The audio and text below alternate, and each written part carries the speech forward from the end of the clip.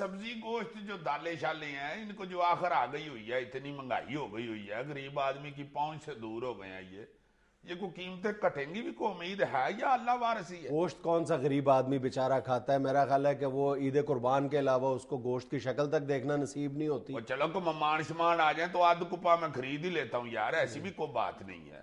مگر یہ سبزیاں جو ہیں وہ بھی اب تو پہنچ سے دور ہیں. کیا بنے گا ہانڈی کا؟ ہانڈی تو خالی ہوتی ہے. سبزیاں اور دالیں تو آنے والے دنوں میں مزید مہنگی ہوں گی. ابھی تم دیکھتے جاؤ ہوتا کیا ہے.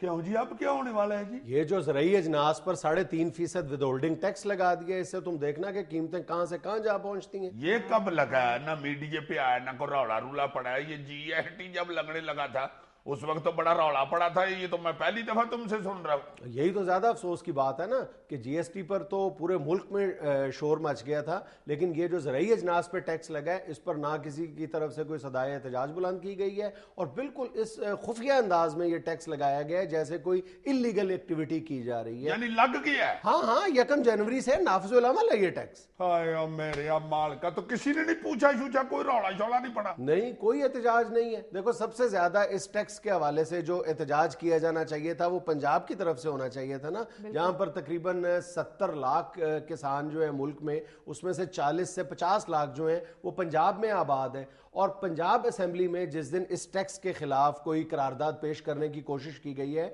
تو جو حکومتی نمائندے ہیں رانا ثناء اللہ صاحب جو ہمارے وزیر قانون ہیں، انہوں نے فرمایا کہ یہ وفاق کا معاملہ ہے، یہ قومی اسمبلی میں اٹھائیں، پنجاب اسمبلی کا اس سے کیا تعلق ہے. اب کوئی ان سے پوچھنے والا نہیں کہ حضور والا گیس بھی تو وفاق کا معاملہ ہے. گیس کے معاملے پہ تو آپ نے فوراً جو ہے وہ دھمکیاں دینی شروع کر دی تھی. وزیر اعلیٰ صاحب کی طرف سے بیان آنے شروع ہو گئے تھے کہ اگر گیس کے معاملے پہ صنعت کاروں نے احتجاج کیا تو میں اس بنفس نفیس اس احتجاج میں شامل ہوں گا.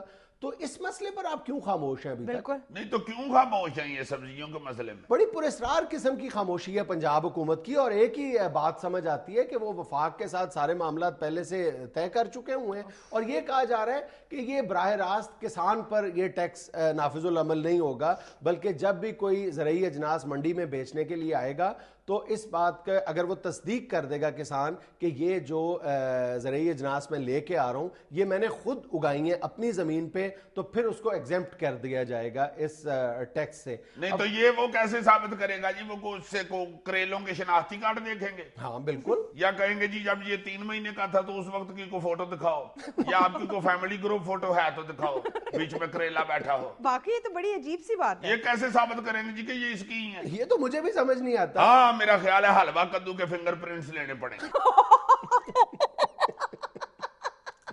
یار سیدھی بات یہ ہے کہ یہ ایک رشوت کا ایک بڑا نیا دروازہ کھول دیا گیا ہے. جب بھی کوئی کسان زرعی اجناس لے کر منڈی میں آئے گا تو اس سے یہ مطالبہ کیا جائے گا کہ آپ اپنی زمین کی فرد لے کے آئیں اور اس بات کے ثبوت لے کے آئیں کہ یہ آپ ہی نے اپنی زمین پہ اگائی ہے. اب فرد لینے کے لیے اس کو جو ہے وہ پٹواری کو، تحصیلدار کو رشوتیں دینی پڑیں گی، اور جو وہاں کے مقامی حکام ہیں ان کو بھی ہزاروں روپے رشوت دینی پڑے گی. اس کا مطلب یہ ہے کہ اگر ایک کسان 10,000 روپے مالیت کی زرعی اجناس یا سبزی منڈی میں فروخت کے لیے لے کے آئے تو اس کو اس پہ 350 روپے ٹیکس ادا کرنا پڑے گا. اور اگر وہ اس ٹیکس سے بچنا چاہتا ہے تو اس کو فرد لینے کے لیے یا دیگر ثبوت حاصل کرنے کے لیے 1,000 روپے یا 500-700 روپے خرچ کرنے پڑیں گے. اس سے بچنے کے لیے وہ یہی سوچے گا کہ میں 350 روپے دے کے میری جان چھوٹ جائے. وہ ادھر ٹیکس دے دے گا 350 روپے، پھر جب یہ منڈی جائیں گے سبزی لینے کے لیے تو وہ 350 کا 650 کر کے یہ سے وصول کر لیں. بالکل. الٹیمیٹلی تو یہ چاہے وہ کسان دے،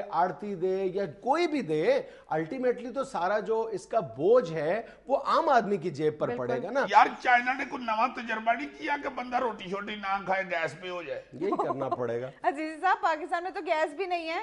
ہاں یار پھر غریب بندہ سیٹ پہ ہی ہو جائے. اچھا ایف بی آر والے یہ کہتے ہیں کہ اس ٹیکس کے ذریعے ہم 15 سے 20 ارب روپے کما سکتے ہیں، یعنی حکومتی خزانے میں مزید جمع ہو سکتے ہیں اس ٹیکس کے ذریعے. حالانکہ جو ان سارے معاملات پر بہت گہری نظر رکھتے ہیں ان کا کہنا یہ ہے کہ یہ ساری کی ساری رقم جو ہے وہ رشوت کی نظر ہو جائے گی، اور رشوت کی مد میں 10 سے 12 ارب روپے جو ہیں وہ سرکاری حکام کی جیبوں میں چلے جائیں گے. اور یار یہ اسمبلیاں ساری بھری پڑی ہیں زمینداروں سے، جگیرداروں سے. یہ کوئی بھی نہیں ان میں سے بولتا کہ یار عزیزی کی ہانڈی مہنگی ہو گئی ہے نہ کرو ایسے. او بھائی عزیزی کی ہانڈی اگر مہنگی ہو جاتی ہے تو اس سے اسمبلیوں میں بیٹھے جاگیرداروں کی صحت پر کوئی فرق نہیں پڑتا. اس طرح کے جو ٹیکس ہیں یا اس طرح کے جو قوانین ہیں وہ بھی ان جاگیرداروں کو کچھ نہیں کہتے. دیکھو فرق پڑتا ہے چھوٹے کاشتکار کو, کسان کو. سندھ کا اگر کوئی بیچارہ چھوٹا کسان ہے وہ, یا پنجاب کا اگر کوئی چھوٹا کسان ہے, اس کو دیکھو کہ اس کی صحت پہ کیا اثر پڑ رہا ہے. ایک اندازے کے مطابق روزانہ یومیہ 2 یا 3 کسان جو ہے وہ خودکشیاں کر رہے ہیں آج. ان کا تو بیچاروں کے لیے اپنا جو چولہا جلانے کے لیے ان کو مشکل پیش آ رہی ہے. اور ان حالات میں ایک نیا ٹیکس نافذ کر دینا جس کا کہ الٹیمیٹ بوجھ جو ہے وہ غریب عوام پر پڑنا ہے. دیکھو میں کہتا ہوں کہ ٹیکس لگنا چاہیے, ہر جو ٹیکسیبل انکم ہے اس پر ٹیکس ضرور لگنا چاہیے, لیکن جو بنیادی ضروریات ہیں, جو ایک غریب آدمی اپنا پیٹ بھرنے کے لیے جو چیزیں استعمال کرتا ہے اس کو تو کسی حد تک رعایت ملنی چاہیے نا. اور یہ جو ٹیکس لگا ہے یہ تو غریب آدمی کی کمر توڑے گا الٹیمیٹلی. روٹی پانی تو یار چھوڑ دو, اسے بھوکا تو نہ مرنے دو. چلو دوائی علاج تو پر دفع کرو اس کو, جتنی دیر وہ زندہ ہے بیچارہ وہ اس کو پیٹ تو بھرنے دو اپنا. بالکل. ناظرین یہ وقت ہوا ہے کمرشل بریک کا, ہمارے ساتھ رہیے گا.